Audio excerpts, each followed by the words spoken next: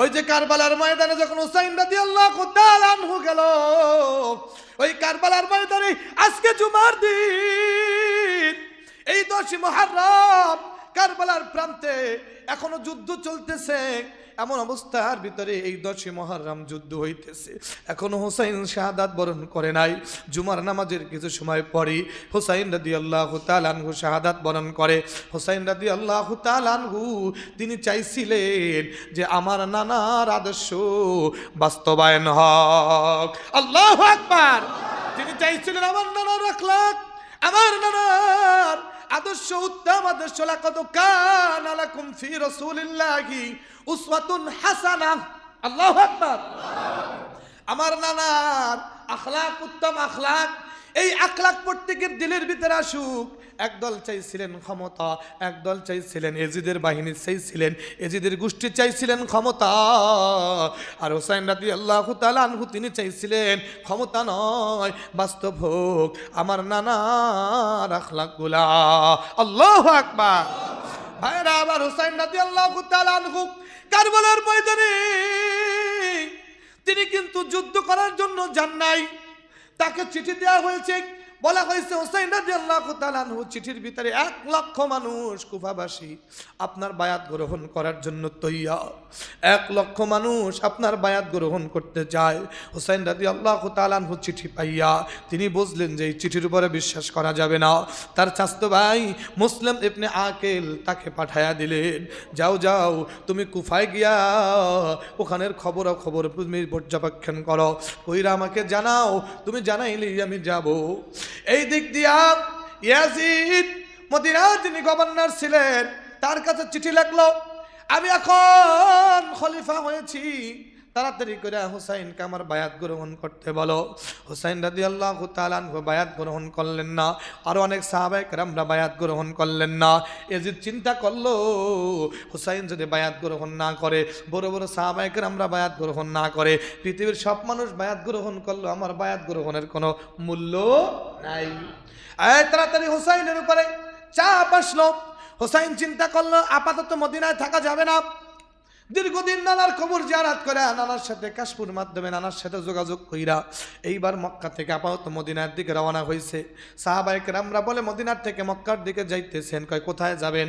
কয় আপাতত মক্কায়। বলে মক্কায় যান, আপনি ওই কুফাবাসীদের চিঠিতে আপনি তাদের ভিতরে ওই চিঠি পাইয়া আপনি ভুইলা কিন্তু তাদের দিকে যাইয়েন না, কারণ মনে নাই আপনার আব্বাকে তারা কেমনে শাহাদাত বরণ করছে। আলী রাদিয়াল্লাহু তাআলা আনহু তাকে তারা ষড়যন্ত্র জালে ফেলাইয়া তারা হত্যা করেছে, ওরা কিন্তু আপনারও সেই কাজ করবে, আপনি কিন্তু যাইয়েন না। সাহাবায়ে কেরামরা নিষেধ করলেন। এই দিক দিয়া তিনি এখন মক্কায় চলে গেছে। মক্কায় যে ওখানে অবস্থান করতেছে, বড় বড় সাহাবায়ে কেরাম যারা ছিলেন তাদের সাথে কথাবার্তা হইতেছে। মুসলিম ইবনে আকিল যখন গেছে যায় দেখতেছে না কুফাবাসী তো ঠিকই চিঠিতে লিখছে যেটা ঠিক আছে। এই দিক দিয়া হুসাইন রাদিয়াল্লাহু তাআলা আনহুর কাছে মুসলিম ইবনে আকিল চিঠি পাঠায় যে আপনি আসতে পারেন। অপর দিক দিয়া যখন ইয়াজিদের কাছে খবর চলে গেছে কুফাবাসী হুসাইনকে আসতে বলে, তাড়াতাড়ি করে কুফার যিনি গভর্নর ছিলেন তাকে ক্যান্সেল করে দিলেন, তাকে আউট করে দিলেন। মুহূর্তের ভিতরে কইলেন এই ক্যান্সেল চলবে না, ওনাকে এখানে রাখা যাবে না।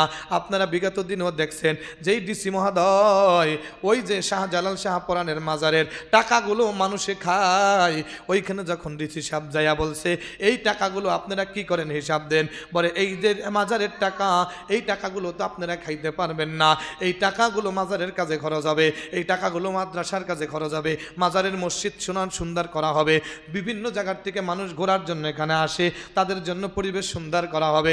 সঙ্গে সঙ্গে কইল যে এখন আর ডিসি সরোয়ারকে এখানে রাখা যাবে না, তাড়াতাড়ি সরাও, কথা কান ঠিক কিনা? এইরকম ভাবে যখন দেখছে কুফাবাসী হোসাইনকে চায়, এই তাড়াতাড়ি কুফার গভর্নরকে সরায়া দাও। ওই সময় উবাইদুল্লাহ ইবনে জিয়াদকে কুফায় গভর্নর বানায় পাঠাইলো। আর উবাইদুল্লাহ ইবনে জিয়াদ একজন সন্ত্রাস, কি জোরে বলেন? কারণ হলো মানুষ খুন করার অভ্যাস তার ছিল, অন্যায়ভাবে মানুষকে জুলুম করত। কুফায় যে কুফাবাসী তারা তো হোসাইনকে চেনে নাই, ওখানে যাওয়ার পরে তারা মনে করছে এই যে মনে হয় হোসাইন আছে, ওবাইদুল্লাহ ইবনে জিয়াদকে তারা হোসাইন মনে করছে। আর এই দিক দিয়া মুসলিম ইবনে আকিলের ব্যাপারে কয়েকজন লোককে নিয়ে মিটিং করছে, অল্প সংখ্যক লোক নিয়ে, যে কে আসছে মক্কা থেকে তার সন্ধান দাও। এই খবর যখন ছড়াই গেছে, তিনি যে এক বাড়িতে পলাইছে, এক মা তাকে আশ্রয় দিয়েছে। ওই মার কাছে গিয়ে বলতেছে, মাগো একটু পানি পান করবো। পানি পান করে তোমাকে প্রেশান লাগতেছে কেন? বলে আদরের নাতি হুসাইন, আল্লাহ রসুলের আদরের নাতি হুসাইন, তুমি আমাকে এখানের অবস্থা পর্যবেক্ষণ করার জন্য পাঠাইছে। আমি আসছি, আইসা পর্যবেক্ষণ করে চিঠি লিখছি, হুসাইন আসতেছে। আর এই দিক দিয়ে ওবাইদুল্লাহ ইবনে জিয়াদকে কুফার গভর্নর বানায় পাঠাইছে। এখন তো ইয়াজিদ ও তো হুসাইনকে হত্যা করে ফেলবে, আমারও হত্যা করে ফেলবে, আমাকে একটু আশ্রয় দাও। ওই ঘরের ভিতরে তাকে আশ্রয় দিল। মা তাকে গোপনে করে খাবার দেয়। তার সন্তান হঠাৎ করে একদিন বলতেছে, মা কি ব্যাপার, তুমি ওই ঘরের ভিতরে কোনার ভিতরে গোপনে গোপনে খাবার দাও কারে, কি হয়েছে?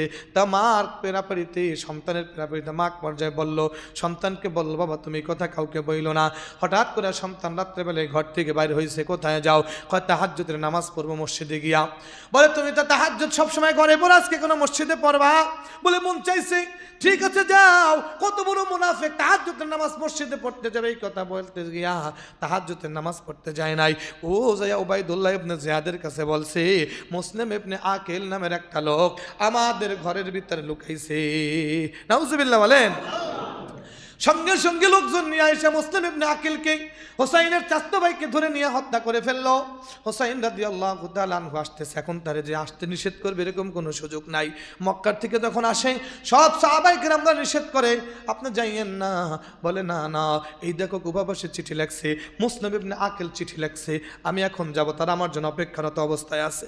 এবং মুসলিম ইবনে আকিলের কাছেও অনেক মানুষ হোসাইনের জন্য বায়াত গ্রহণ করেছে। এই দিক দিয়ে হোসাইন রাদিয়াল্লাহু তাআলা আনহু রওনা দিছে। সাহাবায়ে কেরাম সহ আব্দুল্লাহ ইবনে আব্বাস বলতেছে, ভাই তুমি যেহেতু যাইবা যাও, তবে এক কাজ করো, কি এই মহিলাদেরকে আর বাচ্চাদেরকে নিও না। কারণ মহিলাদেরকে আর বাচ্চাদেরকে যদি কেউ নিয়ে সফর করে, যুদ্ধের উদ্দেশ্যে সফর করে না, ওই সফর হয় হিজরতের উদ্দেশ্যে। কথা বুঝতেছেন? বলল না না, আমি এদেরকে রেখে যাব না। একসাথে গেছে, যাওয়ার পরে মনে করে অনেক লম্বা চূড়া রাস্তা, প্রায় 30 দিনের রাস্তা, হাঁটতে হাঁটতে আস্তে আস্তে করে যাইতেছে। যখন যাইয়া পৌঁছাইছে এই দিক দিয়া যেখানে আসবে কুফাবাসী, ওইখানে কুফা যেটাকে কুফা আমরা যেটা বলি, ওই জায়গার ভিতরে ওবাইদুল্লাহ ইবনে জিয়াদের নেতৃত্বে, সীমারের নেতৃত্বে ওখানে সেনা সৈন্য দাঁড় করায় রাখছে। যখন গেল, যাওয়ার পরে তারা তাকে বাধা প্রদান করলেন। হোসাইনকে বললেন, হোসাইন তুমি এখানে আসতে পারবে না। হোসাইনকে ঘেরাও করে ফেললো। হোসাইন বলে, শোনো আমি তোমাদের কাছে আমি 2-3টা প্রস্তাব রাখি। বলে কি? 1 নম্বর প্রস্তাব, আমাকে আমার দেশে ফিরে যেতে দাও। আর যে তা না হয় 2 নম্বর প্রস্তাব, আমাকে তোমরা সরাসরি ইয়াজিদের সামনে যাওয়ার অনুমতি দাও, তার সাথে আমার সরাসরি সাক্ষাৎ করার ব্যবস্থা করে দাও। আর 3 নম্বর প্রস্তাব, তা না হলে আমাকে কোনো মুসলিম রাষ্ট্রে যাওয়ার ব্যবস্থা করে দাও, ওখানে গিয়ে আমি আমার মতো করে যা করার করব।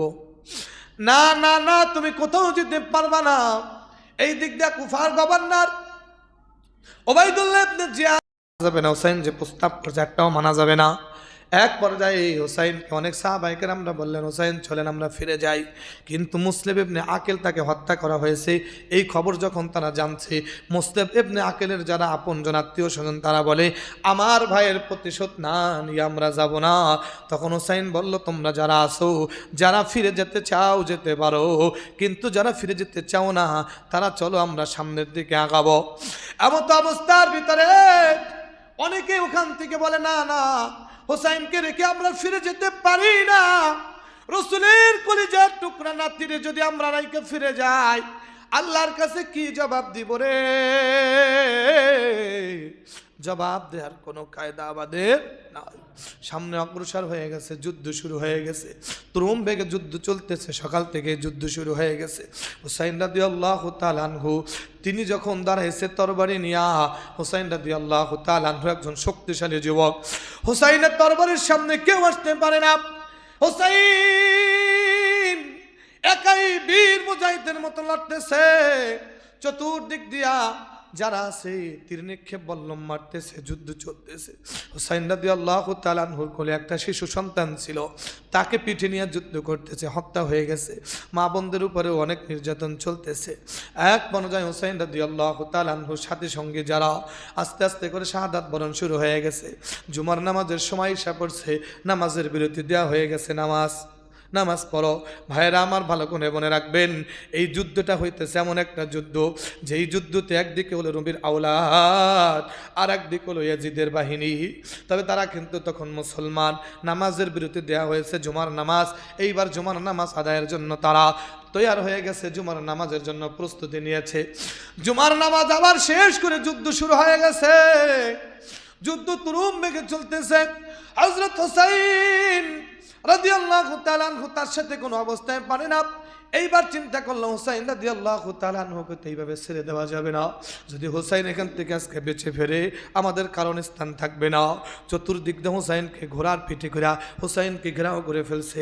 হুসাইনের দিকে তীর বল্লম নিক্ষেপ শুরু করে দিয়েছে। হুসাইন রাদিয়াল্লাহু তাআলা আনহু পানির পিপাসায় কাতর হয়ে গেছে। ফুয়াত নদীর দিকে যাইতেছে, হুসাইন পানি নেবে, পানি পান করবে। এমন তো অবস্থায় হুসাইনের উপরে তীর নিক্ষেপ হইতেছে। হুসাইন রাদিয়াল্লাহু তাআলা আনহু জমিনের ভিতরে পড়ে গেছে। একটা নয়, দুইটা নয়, 82টা তীর আর বল্লমের আঘাতে হুসাইনের শরীরটা কত বিখ্যাত হয়ে গেছে। এমন সময় কে জবাব যাও হুসাইনের মাথা কাটো, কেউ সাহস পায় না। এমন সময় সীমার এই বদমাশটা হুসাইনের পিঠের উপর, বুকের উপর যে বৈশা তরবারি চালায় রে। হুসাইন কয় এই গলাতে আবার নানাজান বহু চুমা খাইছে রে, এখানে ছুরি চালাইলে চলবে না। হুসাইন কারবালার প্রান্তে রক্তাক্ত অবস্থায় পড়ে আছে। এক পর্যায়ে হুসাইন রাদিয়াল্লাহু তাআলা আনহুকে শাহাদাত বরণ করলো। হুসাইনের মাথাটা তার দেহ থেকে আলাদা করে দিল। হুসাইনের পাগড়ি মাথায় চুলগুলো ধইরা মাথাটা এরকম জাগাইছে। হুসাইন রাদিয়াল্লাহু তাআলা আনহু শাহাদাত। আকাশের ফেরেশতারা ক্রন্দন করে, জমিনের জিনেরা ক্রন্দন করে। হুসাইন রাদিয়াল্লাহু তাআলা আনহু কারবালার প্রান্তে শাহাদাত বরণ করছে। ওই ইয়াজিদের বাহিনীর যত ঘোড়া ছিল সব ঘোড়াগুলো হুসাইনের বডির উপর দিয়ে চালাইছে। তোমরা হুসাইনের উপর দিয়ে ঘোড়া চালাইয়া যাও। হুসাইন রাদিয়াল্লাহু তাআলা আনহু কারবালার প্রান্তে পড়ে আছে। হুসাইনের উপর দিয়ে ঘোড়াগুলো যাইতেছে, মিশাইয়া দিতেছে বালুর সাথে হুসাইনের পুরা শরীর ক্ষত বিক্ষত করে মিশাই দিতেছে। এই দিনটা আব্দুল্লাহ ইবনে আব্বাস রাতের বেলা স্বপ্ন দেখায় আল্লাহর নবী সাল্লাল্লাহু আলাইহি ওয়াসাল্লাম কাদা মাখা কাপড় চোপড়ে, ভিজা কাপড় চোপড়ে, হাতের ভিতরে একটা বোতল, বোতলের ভিতরে রক্ত। আল্লাহ রাসূল সাল্লাল্লাহু আলাইহি ওয়াসাল্লাম বড় পেশান হইয়া দৌড়াইতেছে। আব্দুল্লাহ ইবনে আব্বাস বলে, ইয়া রাসূলুল্লাহ, ইয়া হাবিবাল্লাহ, আপনি এত পেশান কেন লাগতেছে? আপনি কেন এত পেশানি করতেছেন? হাতে ওইটা কি? শরীরের পোশাক কেন কাদা মাটি মাখানো? স্বপ্নের ভিতরে আব্দুল্লাহ ইবনে মাসউদকে বলে, আব্দুল্লাহ ইবনে আব্বাসকে বলে, ও আব্দুল্লাহ ইবনে আব্বাস, আবার আদরের নানা ভাই কারবালার প্রান্তে শাহাদাতের সুধা পান করছে। একেবারে নিষ্ঠুর ভাবে তাকে হত্যা করা হয়েছে। তার উপর দিয়া এই ঘোড়াগুলোরে চালায় দিয়া পুরা শরীরকে ক্ষত বিক্ষত করে মাটির সাথে তার টুকরা টুকরা খণ্ড খণ্ডগুলো এরকম মিশাইয়া দিছে। আমি রাসূল মদিনায় থাকতে পারি নাই, আমি পয়গম্বর কারবালার প্রান্তে গিয়া আমার হুসাইনের রক্তগুলো আমি এই বোতলের ভিতরে জমা করে আনছি। আমি আমার মাওলার কাছে হাসরের ময়দানে দাঁড়িয়ে কব, এই যে আমার হুসাইনের রক্ত, আমার কলিজার টুকরা নাতি রে, যারা নির্মম ভাবে হত্যা করছে গো মালিক, এই বিচার আমি তোমার কাছে দিলাম। আজকে তুমি মালিক বিচার করবা। আল্লাহু আকবার। আমার ভাইরা, আমার বাবাজিরা, আমার পয়গম্বরের আদরে দুলালী হুসাইনকে যারা শাহাদাত বরণ করছে, যে ইয়াজিদ বাহিনী কিয়ামত পর্যন্ত, ইয়াজিদ বাহিনী আমাদের দুশমন, কথা কোন ঠিক কিনা? এই ইয়াজিদ বাহিনী এবং এই শিয়া সম্প্রদায়েরা যারা হুসাইনকে মিথ্যা ধোঁকাবাজি করে দ্বারা নিয়া এইভাবে হুসাইনকে হত্যা করছে, কিয়ামত পর্যন্ত মাফ করা হবে না, কথা কোন ঠিক কিনা? আমার ভাইরা, শিয়াদের ভিতরে এমন গ্রুপ আছে, 26টা গ্রুপ শিয়াদের ভিতরে, মধ্যে এমন শিয়ারাও আছে, এমন শিয়ারা তারা আস্ত কাফের, বিস্তারিত বলার সুযোগ নাই। এই জন্য দেখেন না আজকে যে হাই হোসেন করে, এই সবগুলো হলো ধোঁকাবাজি করে, মুনাফিকি করে এই গোষ্ঠীর লোকেরাই হুসাইনকে মারার জন্য কারবালার প্রান্তে নিয়েছে। আমার ভাইরা, আমার বাবাজিরা, ইতিহাস অনেকভাবে লিখছে, তবে আমি যে ইতিহাসগুলো বললাম এগুলো সহি ইতিহাস বলেছি। ভাইরা আমার, জুমার দিন আগেই বলেছিলাম সময় আধা ঘন্টার বেশি পাওয়া যায় না। আমরা আপনাদের কাছে বলে দিতে চাই, আওলাদে রসুল তাদের প্রেম আমাদের বুকে আছে না নাই? জোরে বলেন আছে না নাই? হোসাইনের প্রেম বুকে আছে না নাই? হ্যাঁ, নবীর প্রেম বুকে আছে না নাই? আমরাও আল্লাহর কাছে দোয়া করবো, আল্লাহ হুসাইন উচ্চ আলা মাকাম দান করুক। কারণ রাসূল বলে আল হুসাইন, আল হাসান ওয়াল হুসাইন, জান্নাতে দুইজন যুবক হবে। এই দুইজন যুবকের একজন হলো আমার নাতি হাসান, আর একজন হলো হুসাইন। শুধু তাই নয়, আল্লাহ রাসূল হাসরের ময়দানে অনেকের জন্য আল্লাহ বলবে জাহান্নাম হয়ে গেছে নির্ধারণ, কিন্তু রাসূল দেখবে কিছু গুনার কারণে জাহান্নামে যাবে রে, এই লোকগুলো রে আল্লাহ তাআলা জাহান্নামের ফয়সালা করে দিবে। রাসূল জিয়াজ বলবে, আল্লাহ গো, এগুলো আমার উম্মত, দেখো এই যে ওযু করে শীতকালে নামাজ পড়ছে, এই যে চেহারার ভিতরে নূর চমকায়, এই যে দেখো এরা হয়তো কিছু গুনাহ করছে, আল্লাহ আমি তোমার কাছে বলি আমার এই উম্মতগুলোরে মাফ করে দাও। কবে বন্ধু যাও, তুমি মাফ চাইছো, মাফ করে দিলাম। আর এই উম্মতগুলোরে ধইরা হাসানের কাছে দেবে, হাসান ধর আমার উম্মতগুলোরে। হাসান ধইরা হুসাইনের কাছে দিবে, হুসাইন জান্নাতের গেটে দাঁড়াইয়া আস্তে করে কবে ঢুকাইয়া দাও জান্নাত, আল্লাহু আকবার। এক একটা ধাক্কা দিয়ে জান্নাতে ঢুকাইয়া দেবে, সুবহানাল্লাহ কোন? দেখেন না, বড় কোনো অনুষ্ঠান হলে এমপি মন্ত্রী আসলে গেটের ভিতরে দাঁড়ায় থাকে দারোয়ানরা, ওর ভিতরে যেই পার্টির অনুষ্ঠান বা যেই অনুষ্ঠানের ভিতরে অন্য অন্য লোক আছে, পরিচিত লোকগুলো ডাক দিয়ে দিকায়, ঢুকতে গেলে দারোয়ান ঢুকতে দেয় না, কিন্তু যার অনুষ্ঠান সে ধাক্কা দিকা যা ভিতরে, কথা কোন ঠিক কিনা? এই হাসরের ময়দানে জান্নাতের সর্দার রাসূলুল্লাহ সাল্লাল্লাহু আলাইহি ওয়াসাল্লাম জান্নাতের দুই যুবকদেরকে বলবে, এই শ্রেষ্ঠ যুবকেরা, এই নাও আমার উম্মতগুলোর জান্নাতে ঢুকাইয়া দাও। ধাক্কা দিয়ে দিয়ে ঢুকাবে, বাছাই করে করে হাসরের ময়দানে আমার পয়গম্বর উঠাবে। ওই নবীর জন্য, ওই নবীর আওলাদের জন্য কি কলিজার ভিতরে ভালোবাসা নাই? জোরে বলেন আছে না নাই? আমরা হুসাইন রাদিয়াল্লাহু তাআলা আনহুর পক্ষে কথা বলেন ঠিক কিনা? আমরা হুসাইন রাদিয়াল্লাহু তাআলা আনহুকে যারা হত্যা করেছেন নির্মম ভাবে, আল্লাহর কাছে বিচার দেয়, আল্লাহ এদেরকে তুমি ধ্বংস করবা, আর হাসরের ময়দানে এই বিচার আমরা চাই, কথা বলেন ঠিক কিনা?